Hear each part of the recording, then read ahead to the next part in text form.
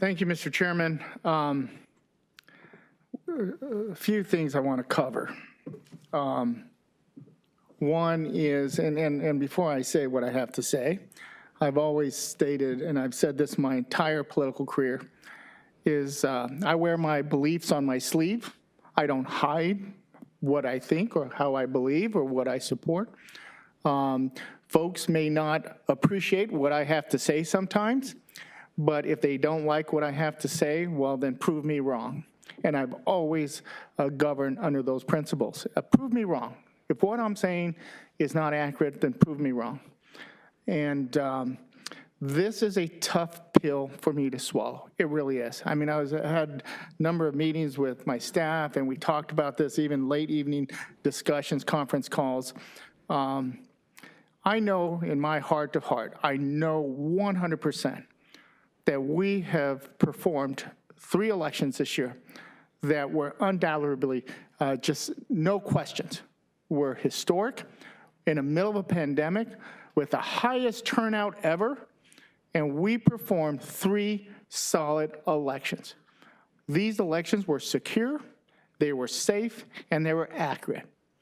My hat's off to Scott, his team, the entire election folks that have worked. They put everything on the line to be able to make sure that everyone had their right to cast their ballot. I've been in that office. I know what it takes. You don't see your family, everything is put on the side burner in order for you to do a job for a whole year, to put on a day of an election. This year we did 3 elections, or they did 3 elections, with no questions of concerns in terms of accuracy, in terms of access to the ballot box. They performed 3 solid elections, and they should be congratulated for their work. And we do. We continue to congratulate them. But anytime there are the accusations, the rumors, the flat-out lies on our conduct of an election, the accuracy of the election, it's a slap in the face to them for the work that they have done. But we continue to hear it over and over and over. Clint Hickman, Supervisor Hickman, brings up an excellent point that I haven't even thought about, and that is the number of hours that this board and our election teams have sat down in a formal hearing to talk about it. The amount of hours that have been spent going to the legislature, talking to them to make sure they're engaged and they understand the process. The amount of hours and times we spent in the community educating the folks, making sure they understand how the election process is going to work, to be able to answer all questions. We had our presidential preference election, not one complaint. Everyone was happy. We had our primary election in August, not one complaint. Everybody was happy.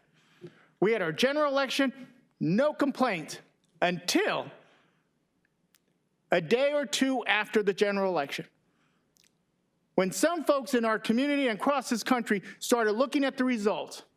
They were not happy with the results.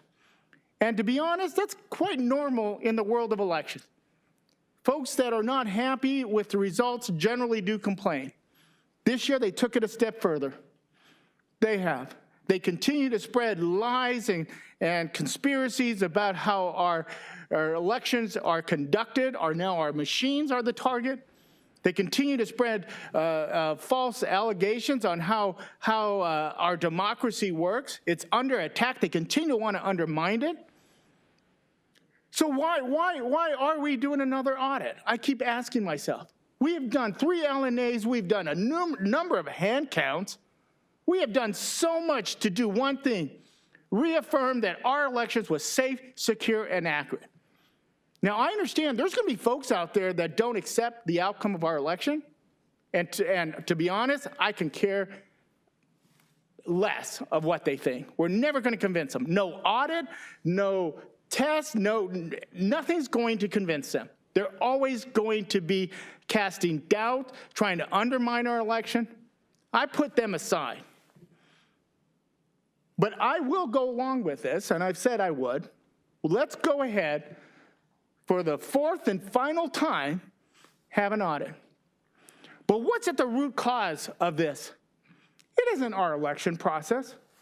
It's who's voting. Let's be honest. This is the part where people are going to get mad at me about, but I don't care. It is true. Right now, as we speak, there are bills going through the legislature right now intended to do one thing, and that is to suppress the vote, to try to keep people from voting, from making sure that how they conduct an election, it's much more difficult. There are folks at the legislature that are introducing bills right now. They sit there and they talk about elections integrity. Well, we want fair elections. We want open. We want transparency. Yet they continue to introduce bills that do one thing, and that is voter suppression. That's what they're doing right now at the legislature. That's what this is about. They need to use our election as justification for the bills that they are introducing right now. That's what they are. They don't like who's voting, so let's make it more difficult for them to vote. Let's make it harder for Scott and our election folks to count the ballots. That's what this is about. It's about a number of bills out there that they are introducing and trying to get through the legislature, and they're using our election process as their justification. They don't like who's voting. Anyone who doesn't look like them or think like them, they don't want them to vote. They don't care if it's people of color, of someone with disability, someone retired, an elderly folk. If they're not looking like them or thinking like them, they're going to continue to introduce bills to keep them from voting, making it more difficult. That's what this is about. And they're using our system, they're using our audit as their justification for doing it. How many times did I hear the legislature over the last 2 weeks now say, well, we need to do an audit so we can introduce legislation? I can tell you this, Mr. Chairman, I have been down there. I have introduced more bills in the legislature dealing with the election than any of them down there. I've introduced more than they could imagine. And not once did I have to dismantle or have an audit to do what is right for the people of Arizona and to make sure our elections are clear and free. I'm sorry, they may not like the people who are voting. That's not up to them to decide. Everyone has the right to vote. It's the most fundamental right we have. Yet they're using this audit to introduce legislation to make it difficult for other people to vote. It's called voter suppression. They don't like who's voting. If they don't look like them or think like them, they don't want them to vote. And that's the unfortunate part. I will go along with the one final audit, because there is one caveat. We are looking at more the connection to it. Is it connected to the internet? Has it ever been hacked? That portion needs to be looked at. But we will once again reaffirm that our elections are safe, secure, and accurate. There's a second part to this motion, and it's called, in my opinion, the proof of performance. I want to be able to go out, and I think we need to. I know the Secretary of States and other counties are doing it, going out and reaffirming that our elections are secure and the importance of voting. We do that throughout the entire 2020 election, and I think we continue to do it. Continue to educate, as our recorder indicated, going back in the community, educating the community, letting people know that our elections are safe, secure, they're accurate, and why it is important to participate. So with that, Mr. Chairman, I will support this. I don't care what the legislature thinks. I don't even want to entertain anything if it was up to me. This is something we need to do for the greater good of the community.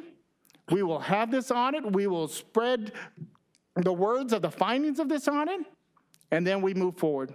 The 2020 election is over. It has been 85 days since its election, and we are still talking about it. The election's over. Let's have this one final audit, and we are done. Thank you, Mr. Chairman. Thank you, Supervisor Gallardo.